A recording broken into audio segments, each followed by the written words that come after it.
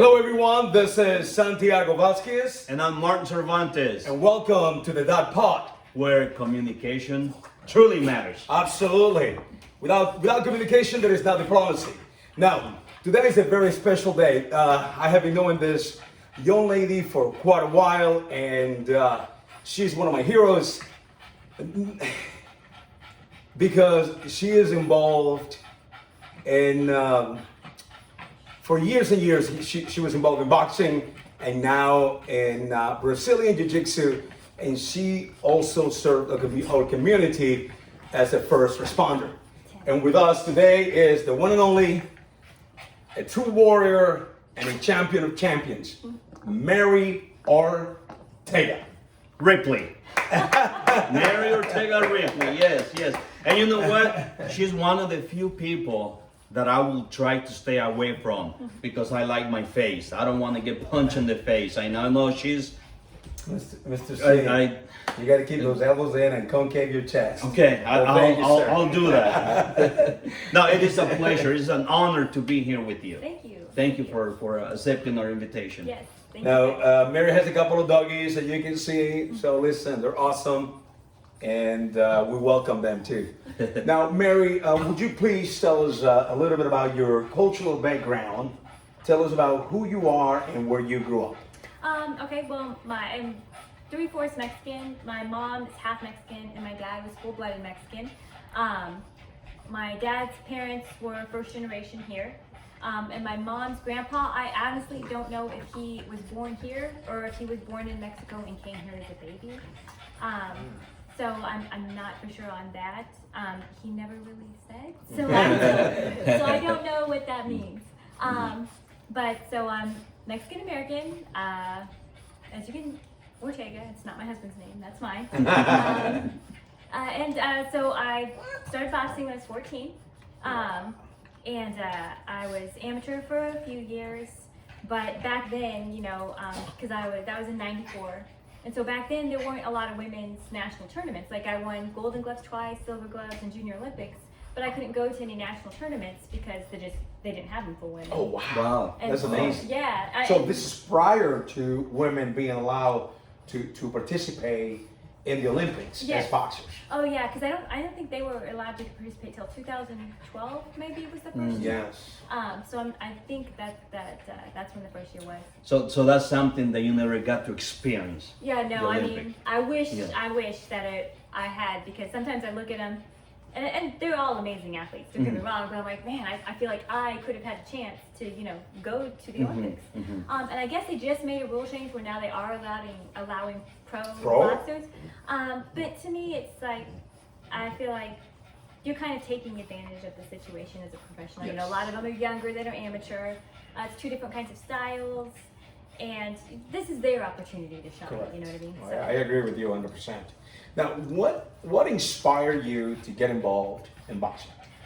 You know, I was when I was younger, for a couple years I did ballet. Oh, there we go. I was never very good at boxing at first, and I was a soccer player. And those two things I was never naturally good at, but I didn't mind the training. But ballet, I was naturally good. Well, that's a big transition from ballet to boxing. Yeah. That's really, wow. Now, as a ballet dancer, you have to do a lot of footwork. Yes. Do you think that your dancing skills as a classically trained dancer, did it help you as a boxer? Well, I was like, I think I did ballet from 7 to maybe 9. So it just, you know, my mom was a single mom, my parents were divorced, and not that my dad didn't give us money or anything, but my mom had 4 kids, and so it just got too expensive for her. Ballet is a very expensive, you know what I mean, to be involved in, and it just kind of got too much for her, especially for both of, like my sister wasn't as into dancing as I was, but she, for both of us, it just got to be more than my mom could afford. So that's when I kind of let it go. I mean, I always, as an adult, wish I had been able to stay in it. But I do think that traits, the footwork, the balance, those kinds of things, and just the work ethic of ballet. Because you go into ballet, you don't go into it half. You know what I mean? Correct. You give 100% for that. So I think that helped translate over when I started doing sports. So. Now, where did you grow up? Here and there, honestly, all over Kansas City. So from the Kansas City area? Yes.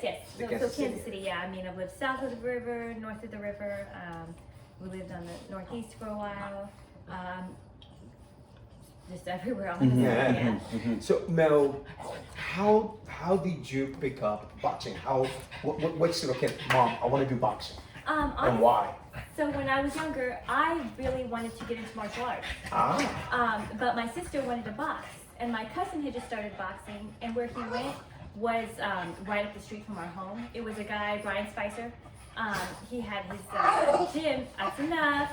Sorry. He had his gym in Here we go. This is awesome. He sneaks it in. He had his gym in his basement. And so my mom's like, well, I'm not going to send my sister wanted to box. She's like, I'm not sending you into two different places. You're going to do it together.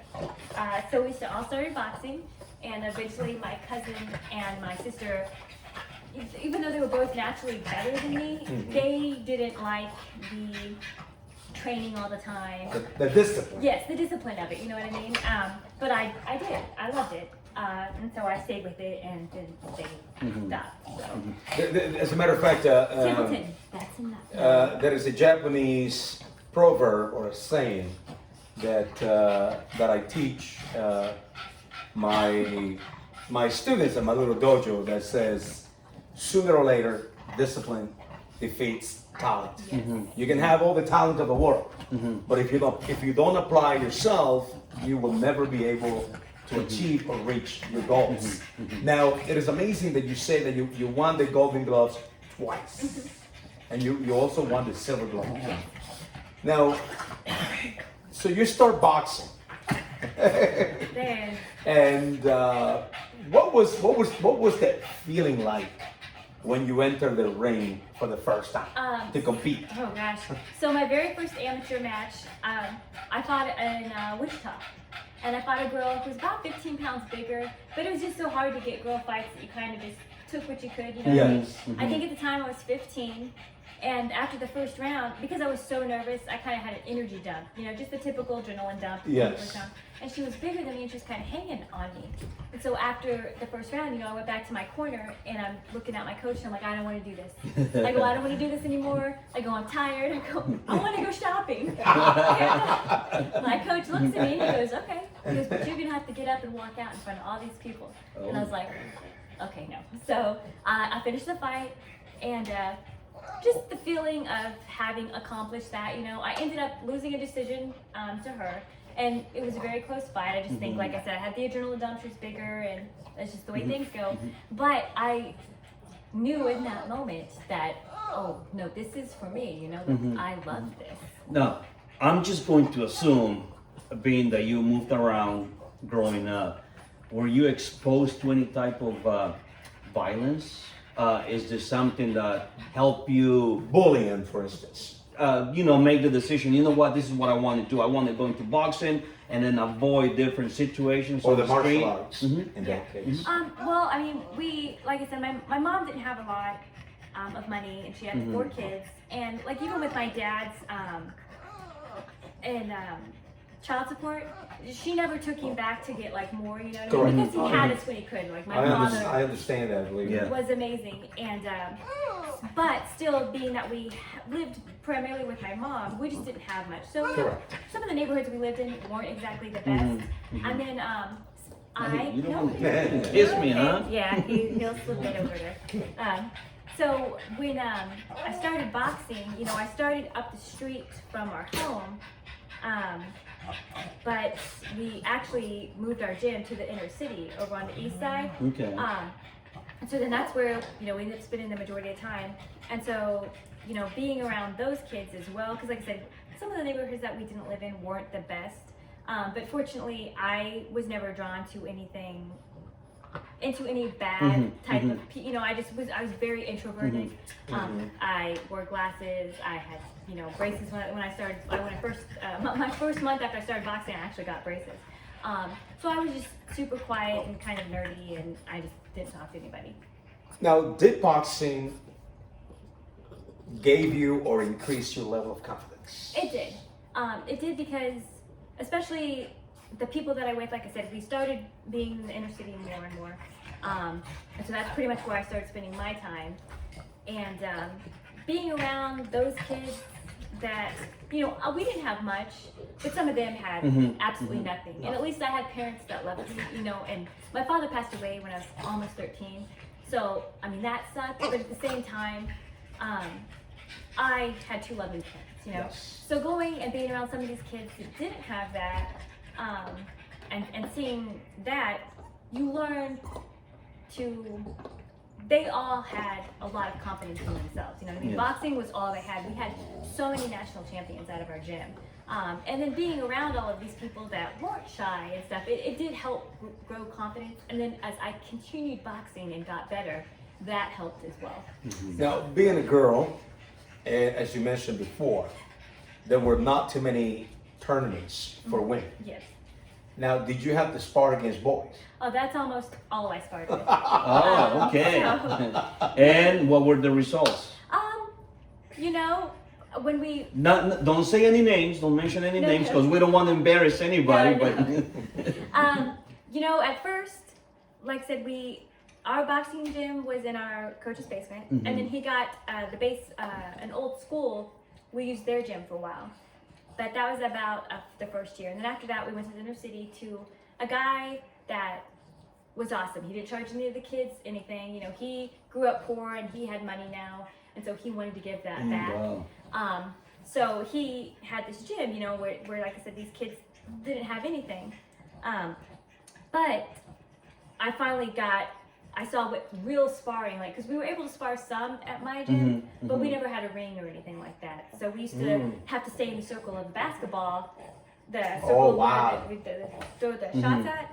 And so I think that's one of the reasons why I got so good at being an inside fighter, is because you stay in that circle. But then once we went to their gym, they kind of had like a fight or a flight type thing. You came in their gym, they were going to beat you up. They were going to put it to you the first time you sparred. And if you stayed, you were welcome. If you didn't come back, then they didn't want you. You know what I mean? Yes, I understand. So it was kind of like getting thrown into a dogfight every time we sparred. But it made me better and tougher. And as I got better, sometimes the spars went more my way than the guys' way. So. And I'm assuming which there's nothing wrong with being a female. Sometimes you will have to prove yourself even more, Yes, right? yeah. When practicing and going on the ring and things like that, because you have to, I guess, protect your identity. Yes. And we assume females are always weaker, which does not the case. Pound per pound. What's her yeah. name? The famous Dutch fighter. Oh, Lucia Riker? Dear God. Yeah. Please, Lucia Riker will knock anybody out. Yes, If you want to hit like a girl, she is the one. Yeah. She's incredible. I don't. 10. I have to say this again and again. I feel like a kid in a candy store right now. I'm so excited because when I was a police officer, I saw several of her matches. I will go and work security, and I saw Smary fighting when she was fighting it locally, and I was always like, oh my God, what an amazing fighter she is.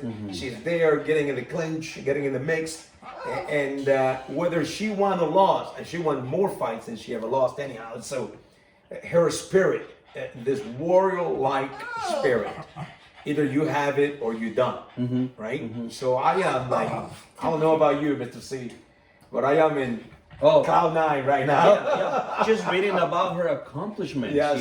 it's really something, So yeah, I'm honored to be here. Seriously, I am.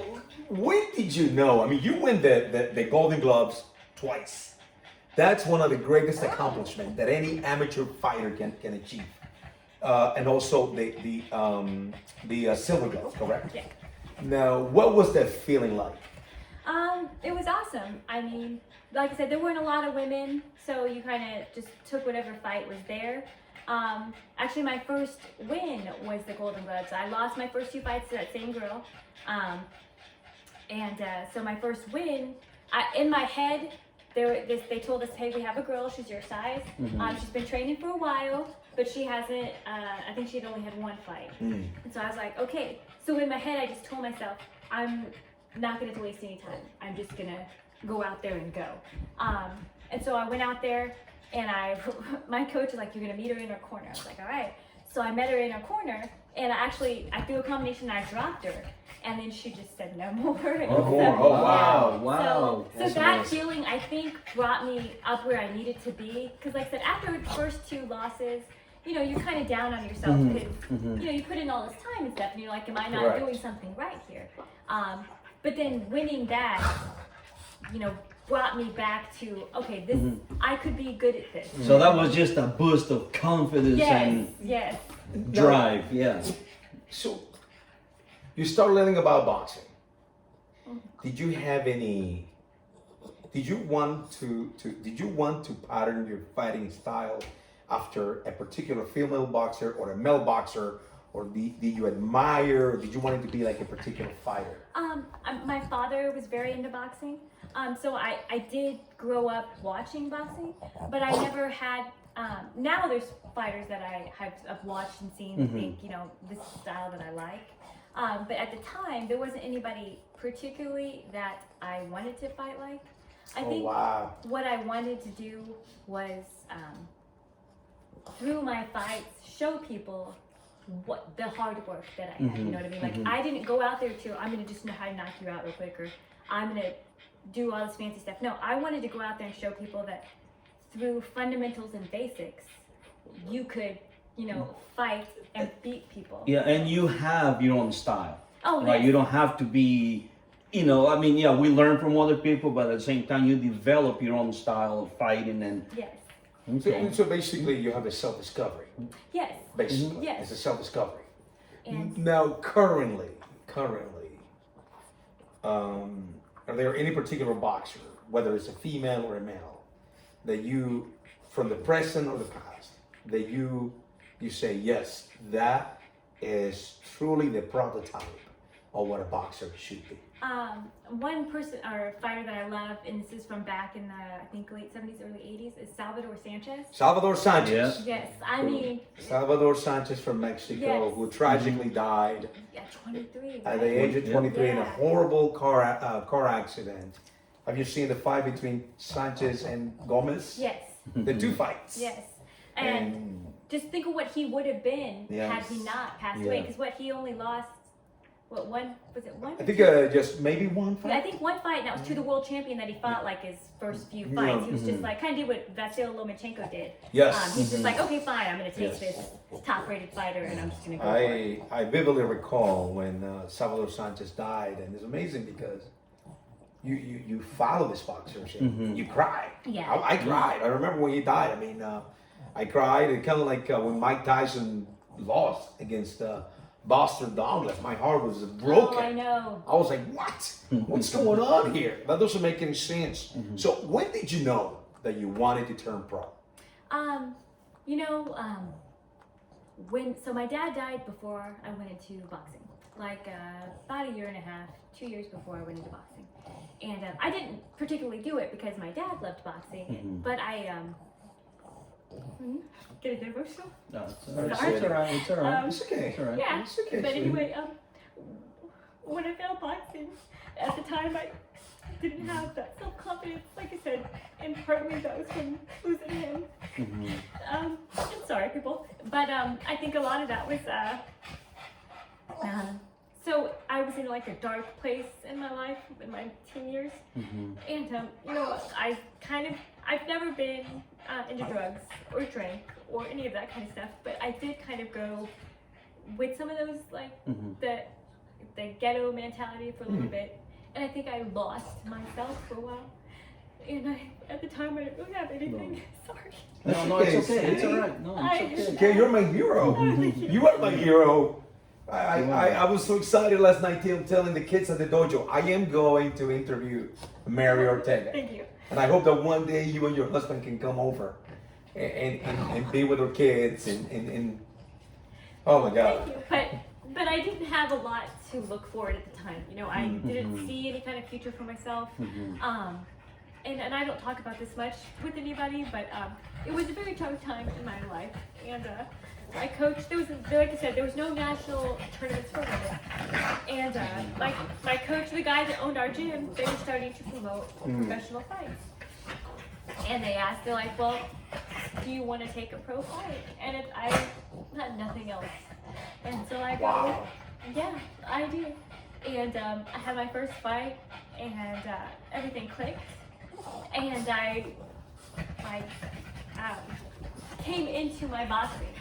That first pro fight. Isn't this great? And so I never looked back from that. I fought a bigger girl, and you know, being young, I didn't realize the how I had training, no problem. Train all day, every day, didn't bother me. But having the I guess what's the word I'm looking for? The mentality to understand like nutrition, the discipline with the food and stuff too. You know, I'd do it during my fights, but then I would just do whatever I wanted in between. And so my coach, you know, had a serious talk with me. He's like, they got me a fight with a girl Tommy Morrison trained. And she was ranked #1 in the world. Her name was Brenda Rausch at that time, and she was undefeated as a kickboxer. She was like 7-1 or something like that in boxing.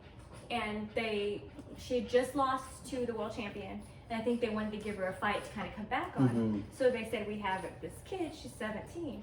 Do you want to take this fight? And you know, she said yes. And my coach sat me down and had a serious talk with me. He's like, Mary, you can't mess around this time. He's like, this is real. He's like, you have to eat what you're supposed to eat.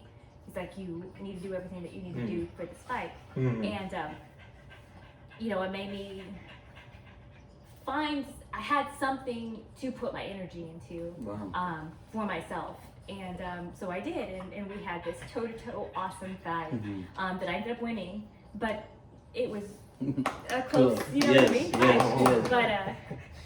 But did you believe that was your turning point? I do. I think that it brought me into the world of opportunities that I never saw for myself before that. You know, when I was younger, I had this dream of what I wanted to do and be, and when my dad died, that died too. And I don't even know why, sorry. And so it gave me something new, just a renewed feeling, and not necessarily dream, like I wasn't like, oh, I want to be the best and I want to be world champion. It gave me just a reason to do something, you know what I mean? Now, can you tell our viewers what your father did for a living? My father was a police officer for Kansas City, Missouri. He was awesome. And that's what he did. And he did box when he was younger, but just amateur. So. Now, I believe that, I know for a fact that you were also a firefighter. Yes, I was a firefighter for Kansas City, Missouri, for almost 13 years. Now, can you tell us a little bit about that?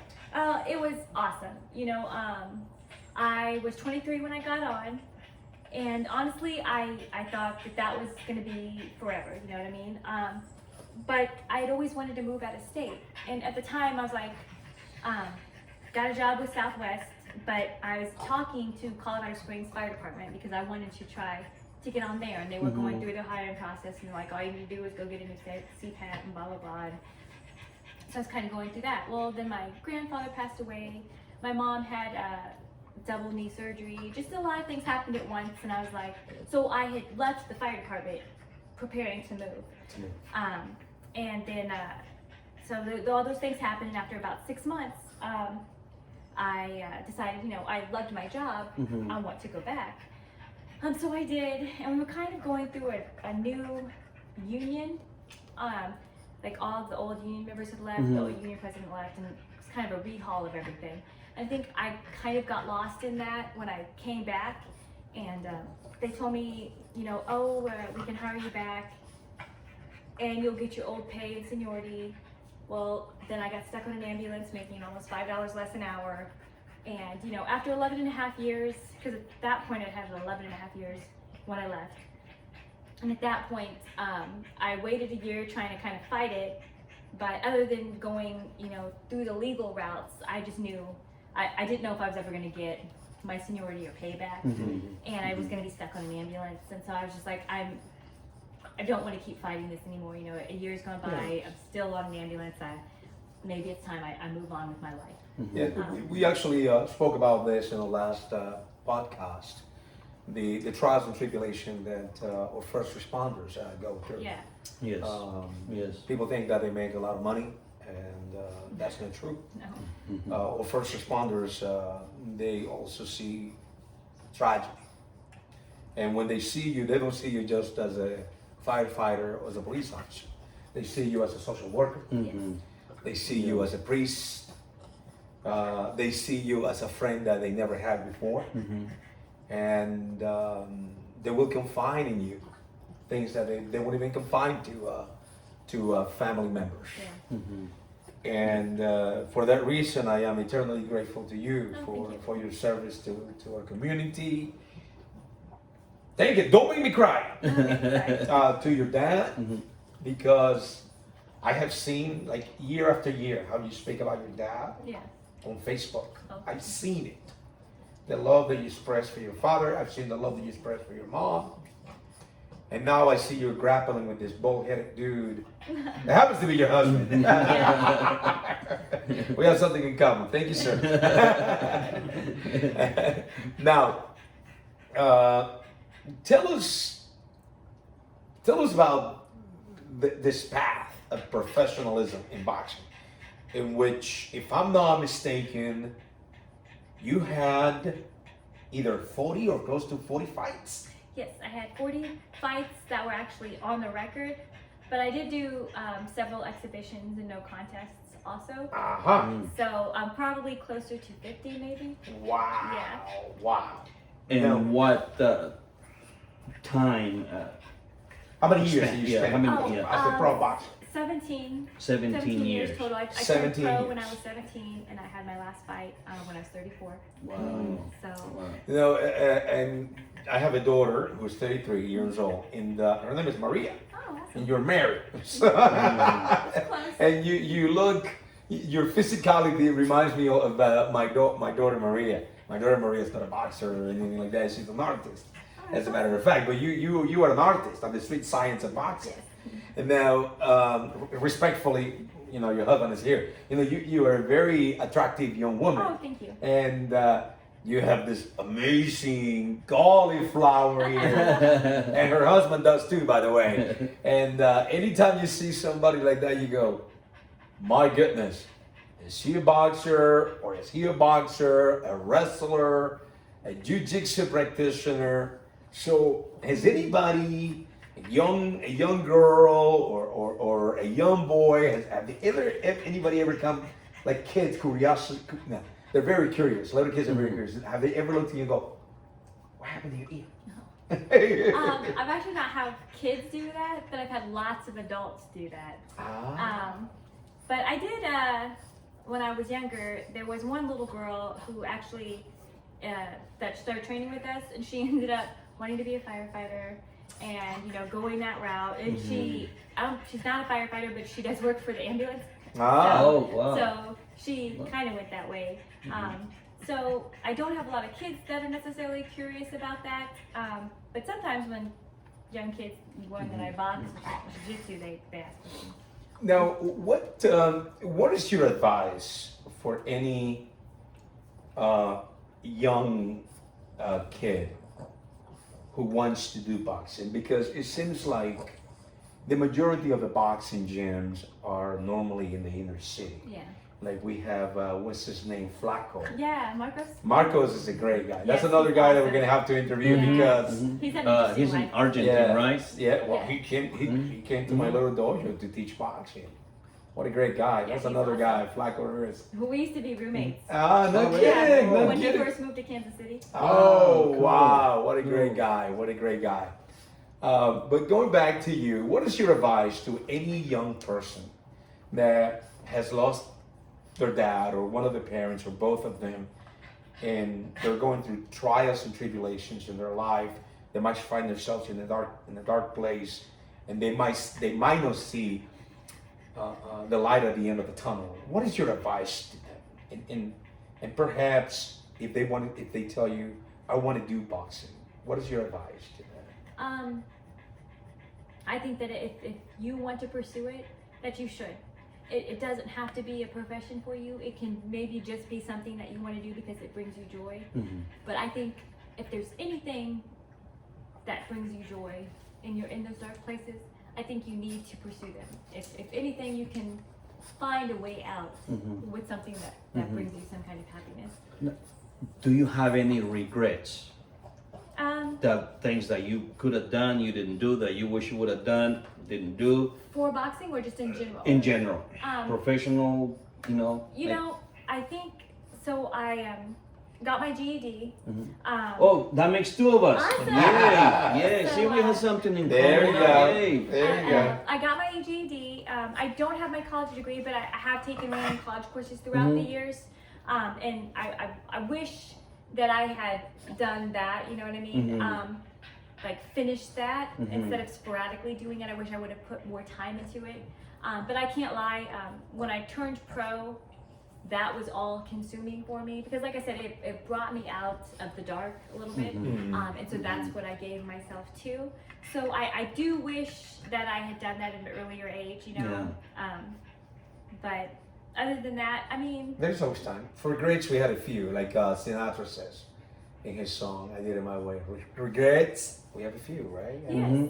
Yeah. You know, I do have a few, but I also think that if I had gone any other way, I wouldn't have had what I had, you know what I mean? The experiences that I had because of boxing. And the reason why I ask you this, because I know there is a lot of young people that might want to jump into doing something, not thinking about the consequences. Right. And then we regret doing that. Yeah. You know, so I'm sure there might be a few young people listening to you and to your experience and your path to success, you know? Now, you retire from boxing. And now what? You're like, oh my God, I've been a fighter all my life. I've been an amateur you've been an amateur boxer, a pro boxer. Now, another form of fighting comes along. Yes. What is it? Tell everybody. Brazilian Jiu-Jitsu. Brazilian Jiu-Jitsu. Yes. Now, can you say with that Portuguese accent, Jiu-Jitsu? Right? So, tell us a little bit about that, about Brazilian Jiu-Jitsu.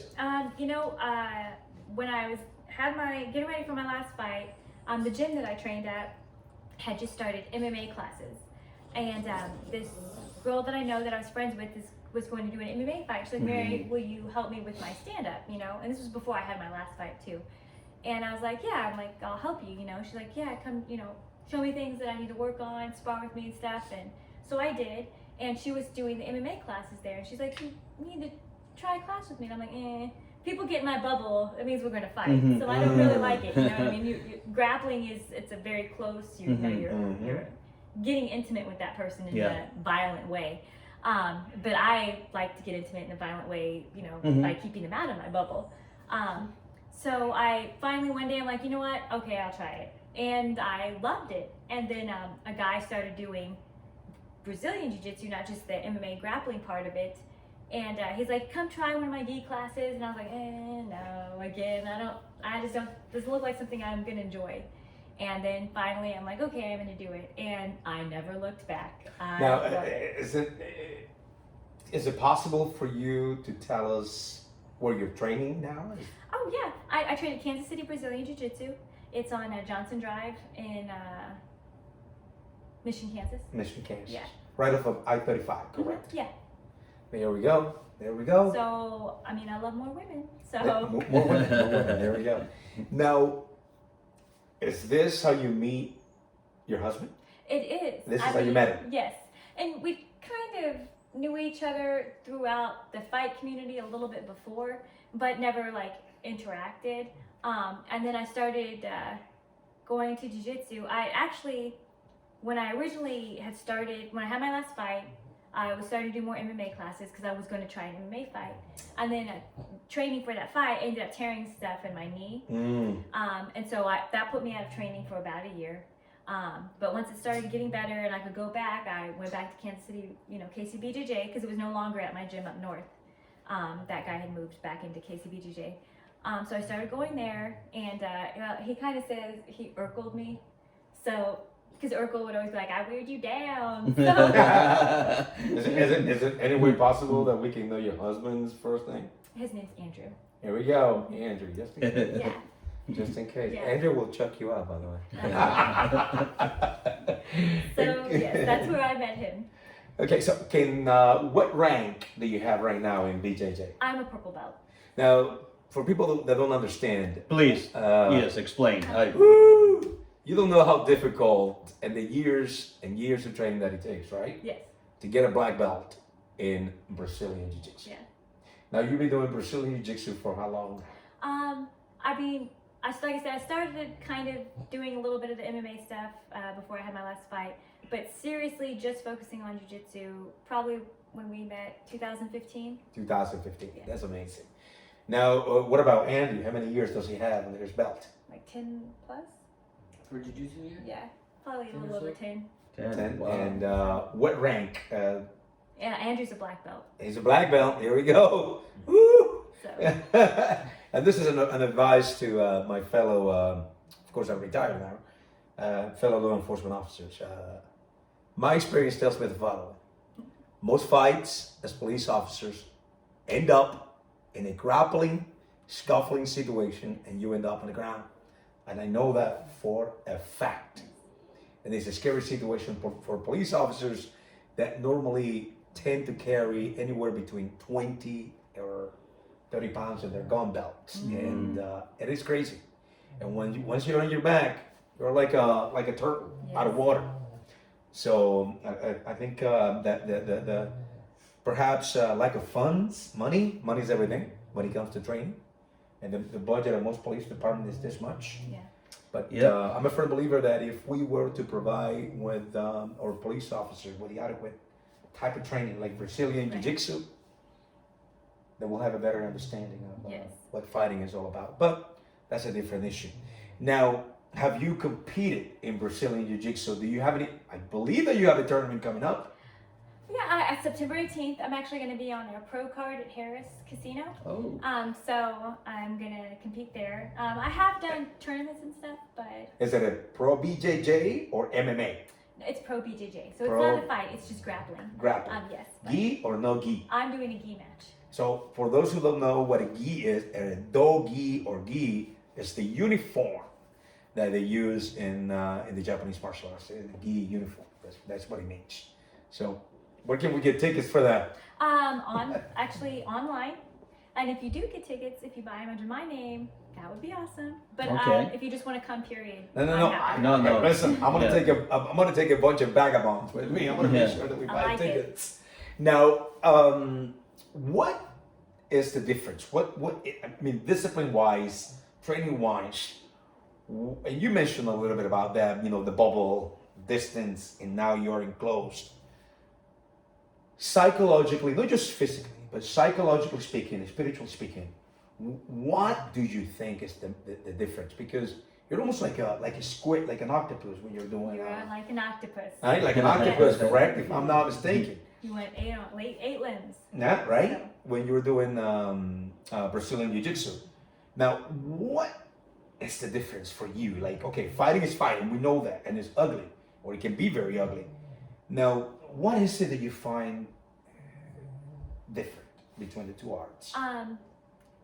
Like I said, the distance is definitely was a big change for me. But I think in boxing, I still do this somewhat in jiu-jitsu, but in boxing it was go, go, go. You know what I mean? It was go, go, go. Whereas in jiu-jitsu, especially in gi, you have time. You can slow it down. It doesn't necessarily mean the whole thing's going to be slow, but by controlling, like getting gi grips and things like that, you can slow it down. So that mentality definitely changed because and it took me a long time, you can ask my husband, to actually like flow roll. He's like, you just always want to go. But that's just because in boxing, that's how I fought. So now I've kind of got to, it's like, it doesn't always have to be fast, it doesn't always have to be hard. You can take it easy and still throw up submissions and threaten those things. So. Now, is Andrew not just your husband, but also your instructor? No, he's not my instructor. Oh! I don't think that would work out for me. I wouldn't listen to him on principle, probably, because he says I'm stubborn. But no, he's not. But during the pandemic, we did start rolling. We bought mats, and that way we could train here together. And so he has a life of wrestling. He started wrestling when he's like so he's a wrestler 5 too. through college, and so he is very knowledgeable on using that to help his jiu-jitsu, which definitely helps me. And it's good to have him to throw ideas off him and help me when I'm not being stubborn. Nice. Take his advice on things that I could do to be better. So. Nice. I'm a firm believer that people should do wrestling. Oh yeah. Boxing and wrestling, at least. Yes. Hey, and you can always learn to kick, do a roundhouse kick low to the common pillar or the femoral artery, somewhere in there to survive. Now, what is your favorite boxing combination? Honestly, I loved the overhand right. I threw a lot, but my favorite was probably a right to the body, uppercut, overhand right with the hook. Can you demonstrate what's in that? Okay, so it's a go low. Like I usually would put my jab out, baiting them or feint to bait them for their jab, and then I'd slip under with the right to the body, which kind of bends them over, and then you come back up with the right uppercut, which is gonna knock their head, and then roll around for an outside right. Oh, Nice. And you finish that off with a hook. Now, what is your favorite jiu-jitsu technique? With the gi and then without the gi? With gi, submission or just technique. But my favorite technique's probably spider guard. Okay. And that's when you grab their sleeves, and I call it kind of being a puppeteer. Uh-huh. Because you grab their sleeves and then you put your foot in their bicep. And for me, it helps create space because almost everybody I roll with is bigger than me. So it gives me time to get space and think about what I want to do from there. And it's kind of fun to just make them look like little puppets. So it's a very good controlling position for someone that's small. Hey, so what is your favorite submission technique? I don't know if it's my favorite, but it's what I've been gravitating towards lately, and that's a triangle. That's right, with the legs. Yes. It's a form of sankaku, right? What they call sankaku jime. Sankaku, triangular choke with the legs, right? I think so. I think so. Yeah, it's a form of sankaku jime. The only reason I use the Japanese terminology is because I come from this more Japanese traditional background. But anyhow, so, and when you roll, how often do you roll? We right now, because of my work schedule, we're not able to train as much as we were. But I mean, we roll anytime we go to the gym. We roll. So when you were learning the fundamentals in boxing, obviously they teach you the jab. Now in jiu-jitsu, what's the first technique you recall learning? Shrimping. Shrimping. I'm not talking about a cocktail, right? It's you gotta.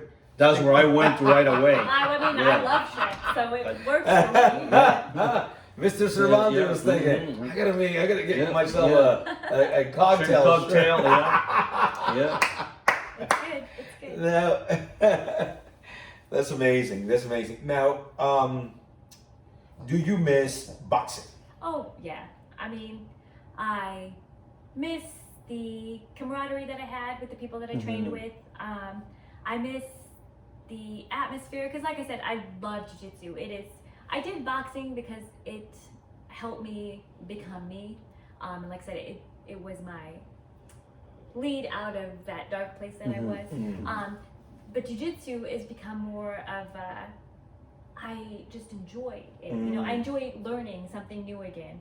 But yes, I do miss boxing because the boxing for me is all of this anger that I had inside, I think from losing my father and stuff, that was my outlet for that. And so I can't do that in jiu-jitsu because I feel like you don't have that rolling, you know what I mean? You shouldn't be rolling if you're angry. But I could hit the bags and hit the mitts, do that. and let out that aggression. Wow. So I do miss that outlet that I had for that. Now, I noticed that recently, maybe a few weeks ago, on Facebook you posted you have hit the bag or the mitts.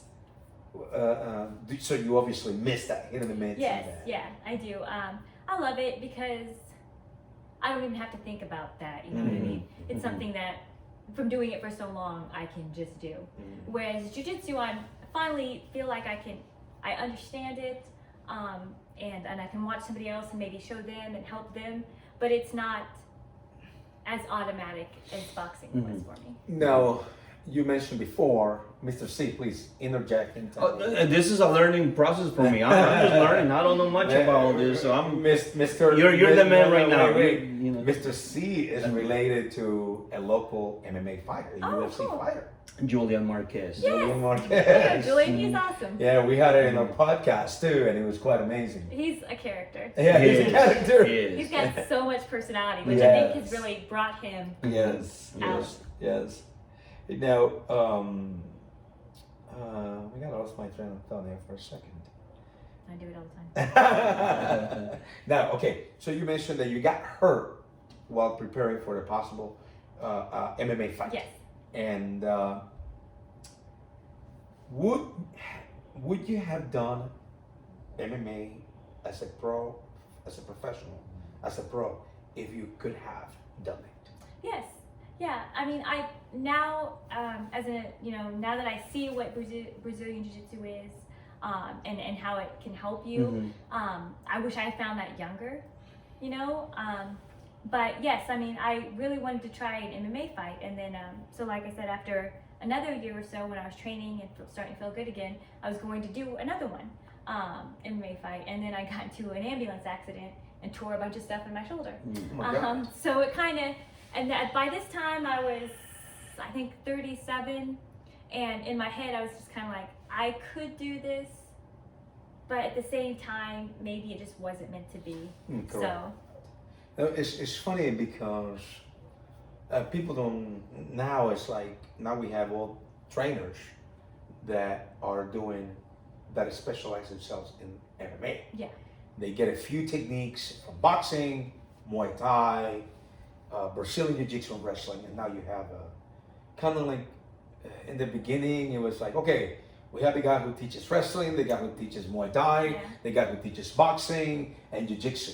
But more and more, we're having less and less of that. Although sometimes it is required for the MMA fighters to specialize in something that they really like. Right.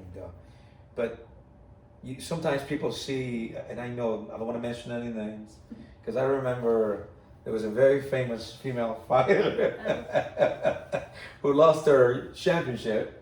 And I remember you made a comment that everybody was talking about how great her boxing skills were. Okay. And you made a comment, and I said, there we go. There we go. A lot of people think that those MMA fighters are superb boxers. And the truth is, they're not. No. Let's be honest. No offense to you guys. We love you guys. You're freaking amazing, right? Amazing. Amazing. No, for sure. Yeah. And I think that's, like most MMA fighters come from some kind of specialized background, like either they wrestled or they kickboxed, some boxed, but not as many. And I think a lot of that comes from professional men's fighting. Boxing pays way more than MMA. Whereas for women will probably make more in MMA.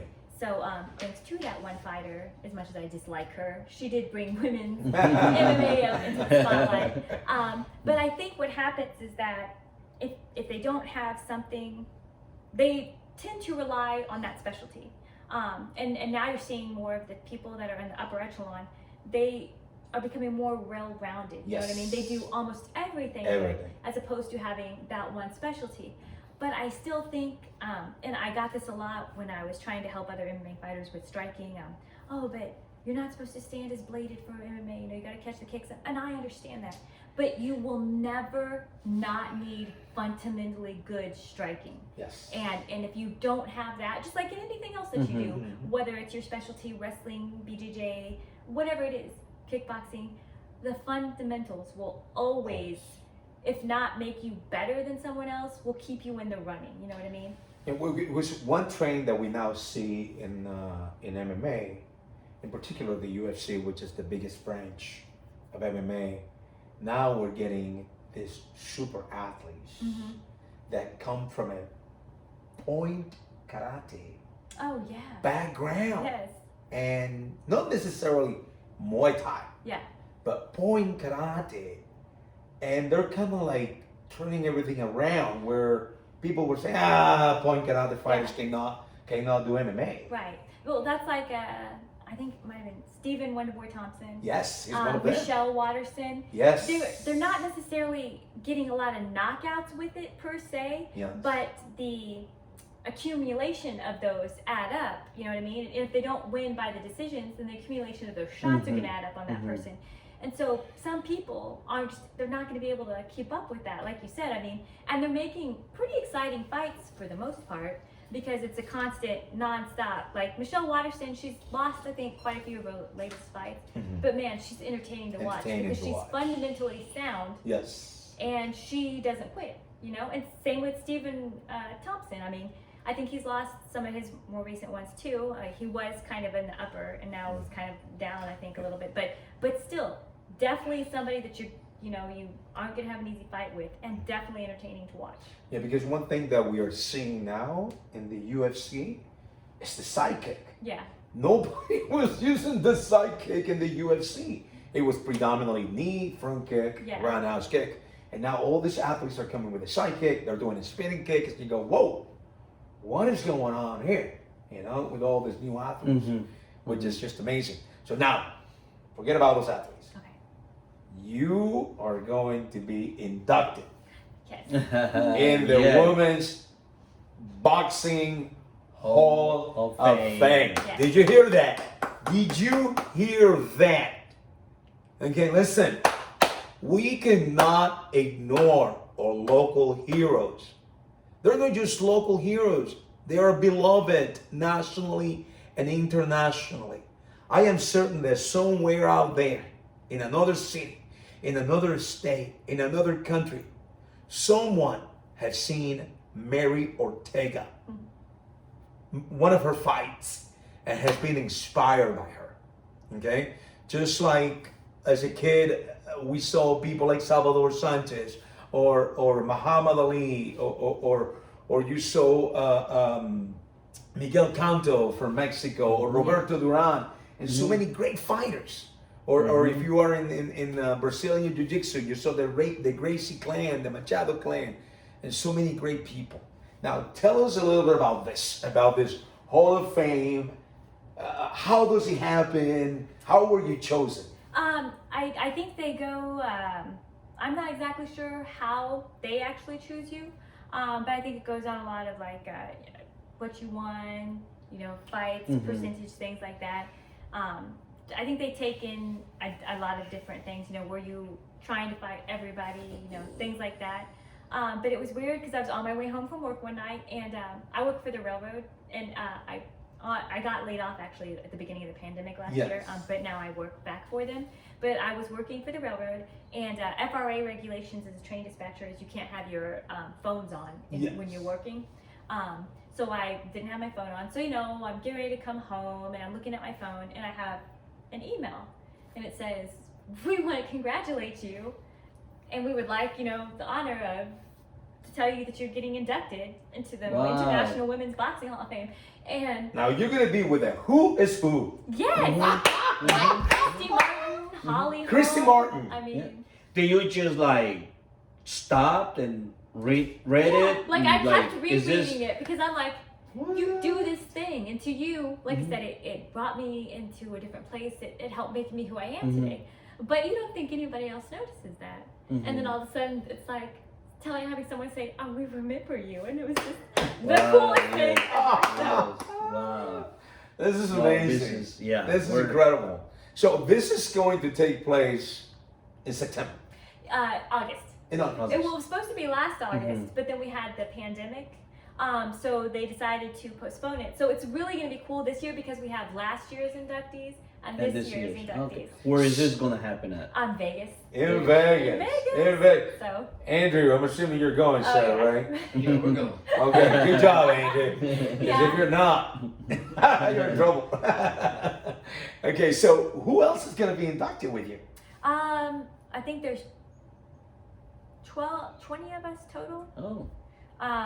And a lot of them are people like me that were kind of in the earlier days of women's boxing, Yes. starting to come up and stuff. So it's a lot of old school fighters. Yeah, like because that. you are a pioneer. I mean, it's Yes, You are you a are. pioneer. You are. This is incredible. Mhm. So like it's not anything I intended. It's just something that happened. But then I look back on it now, like man, women could barely fight in Missouri when I started fighting, and we didn't have any national tournaments. We weren't even considered for the Olympics, and then all of a sudden, it's like. But thanks to you all, you open up the doors for other women Yes. Yes. to start this, to fight, to Because you mentioned Christy Martin. Yeah, I believe she was the first woman ever to make $1 million in I boxing. think so. And I Yes. think she got on Sports Illustrated. Yes. And you know, she really opened the door back then for the popularity of that women's boxing had for a while, Yes. because she fought on the undercard of that Tyson card, and his fight ended up being like he knocked that guy out really quick. So her and that woman just had Deirdre Gogarty, who was from Ireland, who was another Yes. pioneer. And I think she did kickboxing and martial arts as well. But it just, because they went toe to toe, you know, I mean, everybody was like, oh my God, the main fight sucked, but these women Yeah, were just they're- killing yeah. it. And so Cool. Well, congratulations. Congrats. Thank you. Are you Congratulations. excited? I'm so excited, like, I get all giddy when I think about it, because it's like, woo, this is so Wow. cool. You're going to be among the cream of la cream. I told my husband I'm just gonna start telling people, you don't want these Hall of Fame hands. So, There you go. There you go. Instead of hands of stones or mano de piedras, yeah, Hall of Fame. Well, you earned that. Thank Certainly, you. you earned Yes, it. you know. have. It wasn't just given to you. no, it was You know. a lot of, you know, blood, sweat, and tears, literally. Mhm. I got to travel all over the world. I fought, you know, the top women, Mhm. and I had to put in the work, you know. And that's what people notice that. Yes. You work, you hard work. Yes. Who was your toughest female boxer opponent? You know, I don't know. I fought so many amazing women. Wow. It's really hard to say that because styles makes fights. Mm-hmm. And that, like, when I first turned pro, I was young. I wasn't going to be as strong as these women. You know, I was 17. You know, women don't come into their prime until, I think, their 30s or so, like, strength-wise. So I definitely had to use more of my fundamentals and technique. But then as I got older, grew into that, I started becoming more of the, you know, we're going to stay in the middle and we're going to go at it. And I used my conditioning also as a weapon, because I knew I could start hard and I could end hard and I could keep that pace throughout the whole fight. But I fought so many women who also brought that, you know, and because of my style, it always made them have to stay within that pocket as well. So I think it just, I wish I could say there was one particular one, but I think that would be taking credit away from so many others. So there's a lot of awesome women that I fought. Wow. Now, This we can be here for hours. I mean, listen. for days. Okay, you're traveling to Vegas. Or what can people do to support you for your trip to Vegas? Is anything like that? Do you have anything going on? No, I don't. I mean, and that was my hardest thing fighting locally, which is another reason why I kind of became like a journeyman fighter and like just willing to go wherever to get fights, is because here your money you made was off your ticket sales. And sure, I could be a salesman, but it's so hard for me to be like, here, spend your hard-earned money so that I can get paid for something, you know? Yes. So I always appreciated it when people bought tickets for me. So I never ever felt right. I mean, a few times throughout my career, I did have like sponsors, and that was definitely awesome because, you know, it helped paying. It's expensive. Even to this train. day, it's very difficult for women to get a sponsorship. Yes. Very, very, very difficult. So- I mean, and it's a shame. Because But it is happening though. we- It's we- slowly and it's happening we- now. Yeah. we see some amazing female athletes throughout the world. Like, I mean, look at Valentina Shevchenko. Yes. I'm sorry, pound for pound, she's probably one of the best MMA fighters MMA because she's one of the most well-rounded fighters. I mean, men or women. So, Yes, that's true. That is so true. Amazing fighter. My Yeah. God.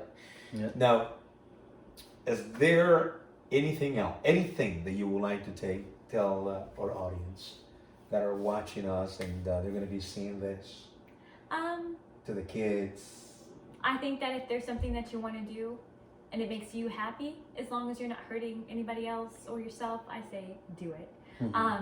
And despite what anybody else thinks, you know, my family was hard for them to understand boxing and such at first. The fire department, same thing. But I knew what I wanted, and I think that you have to have that fire to do it. So. Well, do we see you coaching, training athletes? I'm going to try to get back to teaching women's class at my Okay. gym. I taught one. BJJ? Yeah, BJJ before. And I'm going to hopefully maybe in September do a striking seminar there. And I wish I could teach boxing more, but it's so hard to find a place to actually go that can work around my schedule. But I'm always open to helping people with it. Well, we're going to reach out to the PAL people in KCK, let them know that we have interviewed this amazing human being that is sitting right here with us. If there is a local hero, if there is a local athlete that I admire and respect the most, Thank you. it's Smary Ortega. I have nothing but, God, Lord, I'm gonna get teary eyes again.